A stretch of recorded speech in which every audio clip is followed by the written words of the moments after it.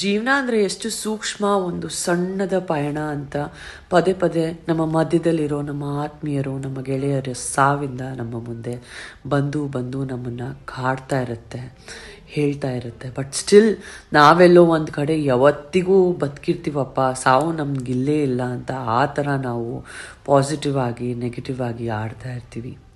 ನಮ್ಮ ಮಧ್ಯದಲ್ಲಿ ಈಗ ನನ್ನ ಅದ್ಭುತವಾದ ಬಿಗ್ ಬಾಸ್ ಕಂಟೆಸ್ಟೆಂಟ್, ಒಂದು ರೀತಿ ನಾನು ಇಷ್ಟು ಸ್ಪಷ್ಟವಾಗಿ ಅಚ್ಚುಕಟ್ಟುವಾಗಿ ಕನ್ನಡ ಕಲ್ತ್ಕೊಂಡಿದ್ದೀನಿ ಅಂದರೆ ಅವರ ಪ್ರೋತ್ಸಾಹಿಕ ಒಂದು ಕನ್ನಡದ ಲಿಟ್ರೇಚರ್ ಏನಿತ್ತು, ಅದ್ಭುತವಾದ ಗ್ರಾಮರ್ ಏನಿತ್ತು, ಅದನ್ನು ನೋಡಿ ನೋಡಿ ನಾನು ಒಂದಿನ ಇವರಷ್ಟು ವಿದ್ಯಾವಂತೆ ಆಗಬೇಕು ಕನ್ನಡದಲ್ಲಿ ಅಂತ ಅಂದ್ಕೊಂಡಿದ್ದೆ ಅಂತ ಹೇಳಿದ್ರು ಖಂಡಿತವಾಗ್ಲೂ ತಪ್ಪಿಲ್ಲ. ಅಪರ್ಣಾ ಅವರೇ, ನಿಮ್ಮ ಜಾಗ ಯಾವತ್ತಿಗೂ ಒಂದು ಆ್ಯಂಕರ್ ಜಾಗ ಯಾರೂ ತುಂಬಲಿಕ್ಕಾಗಲ್ಲ.